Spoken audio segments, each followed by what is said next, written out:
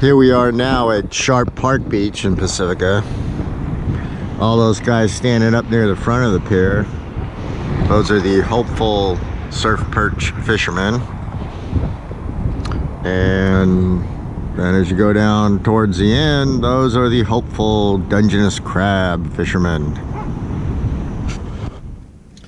Okay, now here's a fisherman slash surf rider fishing tip for catching bait, catching sand crabs. Instead of putting on waders and then taking them off just to catch your sand crabs, what you can do is you can put on a pair of shorts and then get yourself some surf booties like these. I picked these up at the shop in Pacifica called NorCal. It's out there by Lindemar Beach, real close to that Taco Bell. And if you do buy a pair of booties, get a pair that's nice and snug here around the bottom part of your leg. That way, if it's this one here, it says dry lock on it.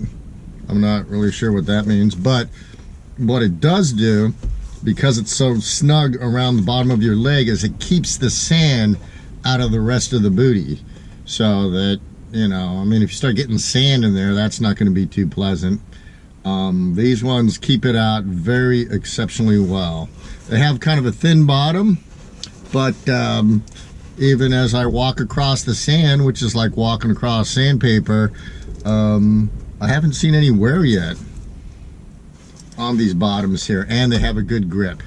So this is the tip for getting in and getting out of your water gear a lot faster when you're just going to get your sand crabs that way and then cast from the shore. Now, I'm going to Ocean Beach, so if I need to walk out a little bit, I'm going to carry these with me, which are a lot lighter than carrying the waders and the boots in my backpack. So that's another thing nice about these, is they're light. You can put them on a lot faster, take them off a lot faster.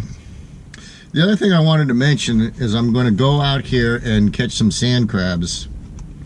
The sand crab population in late spring and into the summer has a lot higher percentage of eggs. As a matter of fact, the beach I was at yesterday, Montera, right there on the shore in late July, it was beautiful. I mean, you could just see the sand crab. You could see all the orange eggs of the sand crabs. And now there's a lot of sand crabs, but they just don't have the eggs this time of year, which is probably one of the reasons why the striper don't hit on the coast this time of year, but rather go into the delta.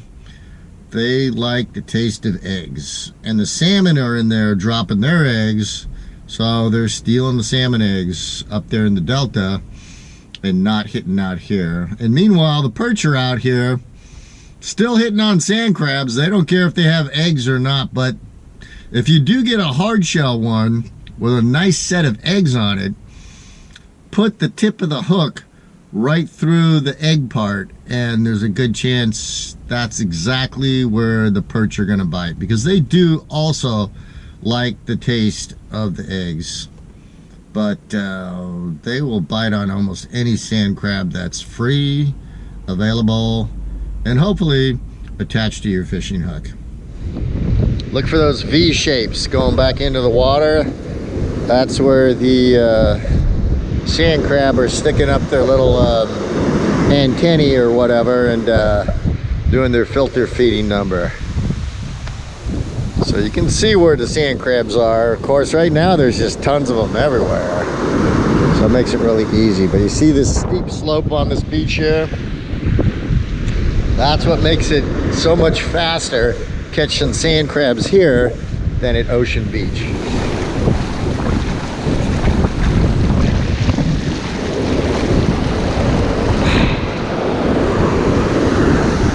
Okay, pulled up a few more there. And this one here is a hard shell. This one here is what I would call a semi-soft shell. It probably just molted its shell recently, and you can see right there, if you push down on the back, yeah, we're gonna keep that guy right there. And look down into the basket here, you see these sand crabs. I don't think there's one of them in here with eggs. It's just the way it is this time of year. Oh, there's one right there. Not a whole lot. That might be worth. What you do is you pull this part back here, stick the hook in there, and you see them eggs? Fish love eating eggs. There's something about the color orange. Maybe it just screams out eggs. But they see that and they go crazy. Coming out and just feeding the seagulls. These sand crabs are a lot healthier than Wonder Bread. And they don't eat them when they get too big. So you see there's a bunch of small ones here.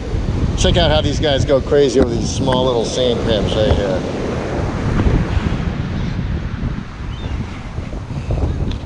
Oh yeah, just the right size. The big ones, they'd get stuck in their throat or something like that. So they're not gonna mess with the big ones.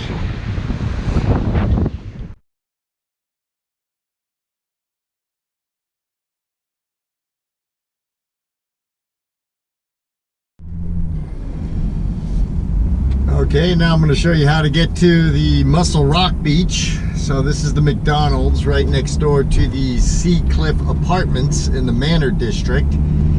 And we're going north on the road here. I will turn the camera on again when you have to make that turn in the road. We just went past a whole bunch of trees and apartment buildings on the left-hand side. A lot of those apartments are having trouble sliding into the ocean, and over the last couple of years they've taken down a couple of sets of those apartments. Kind of a bummer for the people living there. But anyways, here comes a turn. Here's where you take a left to get to Mussel Rock Beach. So what we are doing is we are going from Palmetto Avenue to Westline Drive. Left-hand turn going north.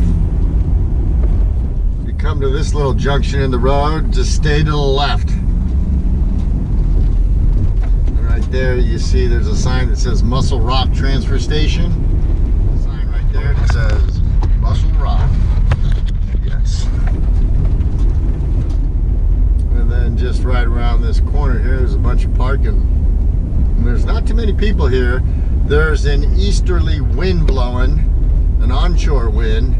I'm kind of hoping that these cliffs of Mussel Rock kind of block some of that wind out of the picture, but we'll see. Mussel Rock over this way is the beginning of the trails that lead down to the beach that you see down there on the side of those big cliffs. Now with this easterly wind blowing, I'm hoping these cliffs here block some of that wind. Not that I can't fish with the wind. It just makes it a little more pleasant when the wind is not so fierce. We're going to take a look over here at a couple of signs here for any hikers that might be watching the show.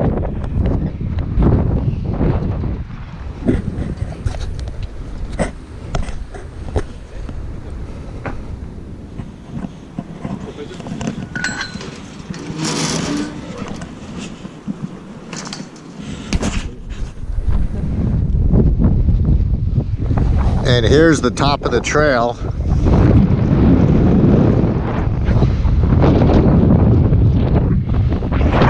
At Mussel Rock, still pretty windy. And that's where we're headed.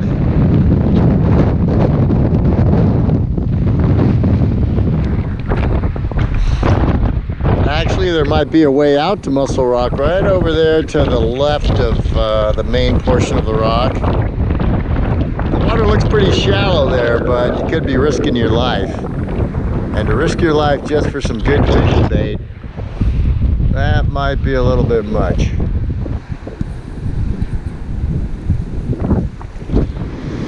Well, I think we found trench number 1 that we're going to explore right about over there. Right over here. We could probably hit that trench. If not, there's one down there that's a little bit closer. Okay, I had a perch bite out there. You see this right here? Perch bite. Came in, boom, probably hit the metal, backed off. Same thing with this guy right here. I definitely felt one felt a little bit stronger than the other. You can see where he kind of shaved off some of these legs here. But maybe if I had the hook down a little bit further, but it doesn't really matter. Looking for a bigger fish. There's something out there. It's been a while since I've been here. This spot changes all the time. But there's a rope now hooked up, so I guess you got to go this way and cut over that way and cut on down to the beach that way. Perhaps that's why there's not as many people here today. Good thing I brought my gloves. Yeah, if you're a little clumsy on your footing and whatnot, this probably isn't the best place for you to come. Not safe at all, really. Look at this.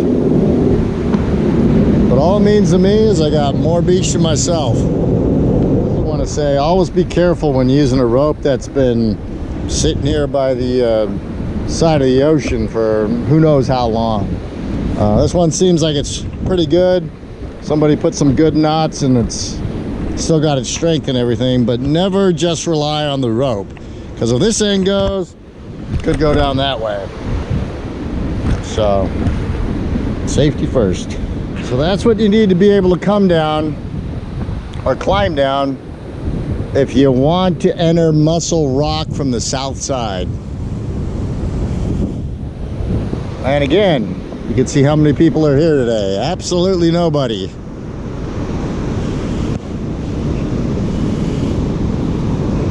Well, let's go check it out. Okay, so here's my sand crab hookup. Probably not much different from anybody else.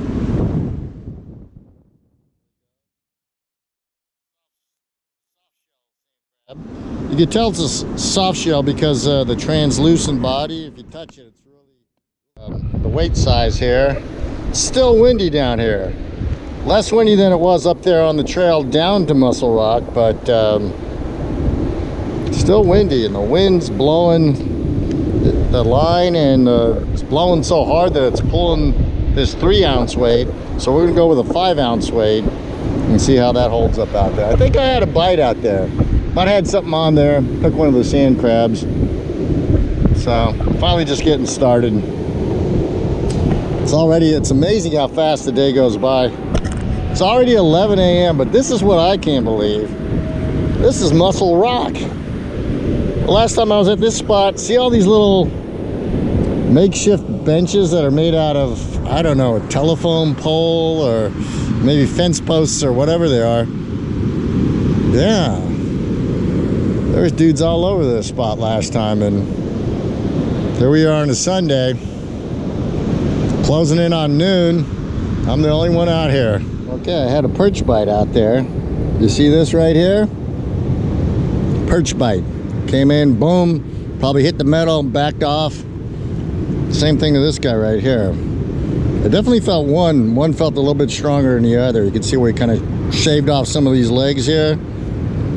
But maybe if I had the hook down a little bit further, but it doesn't really matter. Looking for a bigger fish.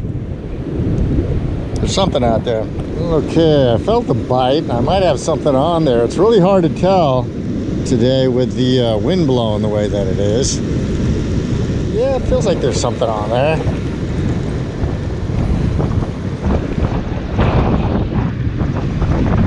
There's nothing on there. Well, the whole purpose of this video is going to have to be to show people how to get to Mussel Rock, because I didn't catch any fish down there. Nice thing is I still have the afternoon left. Got about 3 hours of sunlight. I'm gonna get something to eat and possibly find a better spot to fish at today. Mussel Rock is a good spot. I just happened to get skunked today. Here's where all the hang glider guys and gals park their car, and right there where you see the guy with the remote control car, that's usually where they take off from and land. There must be too much wind today. them to successfully, safely hand glide. I don't know. There's plenty of wind down there pulling my fishing line.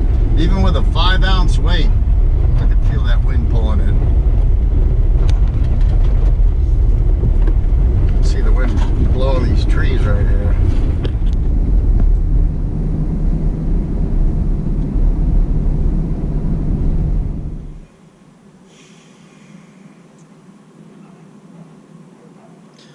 The good thing about making these videos is that I went to Mussel Rock, spent a couple of hours there, didn't catch anything. I could be all bummed out that I didn't catch dinner. But now that I'm making these videos, I can look at it in a whole different light and say, I was showing you how to get there. So that was the purpose of that. Anyhow, I'm still sitting by the beach over here at Rockaway. Got a bag of Mickey D's. Gonna chow down and then find another spot that maybe will bring home the dinner.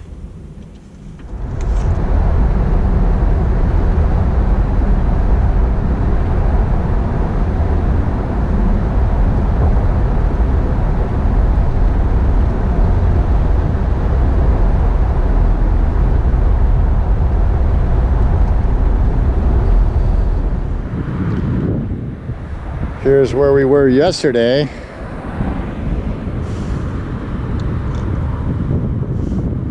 And it looks fishable. It looks a lot better than it did yesterday. And we got a couple of hours of sunlight left. And we're approaching a high tide. Not a real high one, but nevertheless, a 4.2 high tide. Maybe that'll bring us some luck. So let's go. Okay, back on the south side. That looks like a perfect feeding ground right there for surf perch. Oh yeah, just the right wave side. Wow, look at that out there. If you look directly in the middle of the screen, about 125 yards maybe out, there is a big whale out there going south. That's right, the winter's coming. That whale, let's see if he pops up again.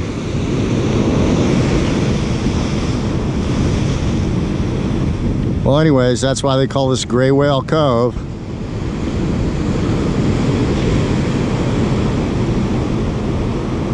They actually come closer to the south side of Gray Whale Cove than they do on the north side. Right there. Because they have to go out further. Right here, there's a really big trench, a whale-sized trench. Maybe not even 100 yards out on the very south tip of this beach. And they come in real close here.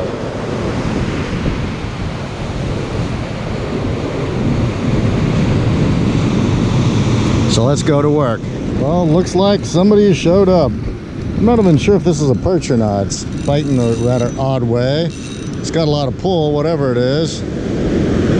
Yeah, something big. Let's see what we got. What is that? Looks like a red tail. Yeah, nice red tail. Wow. I just took off the sand fleas because they weren't working too well. It might be a calico. Let's take a look.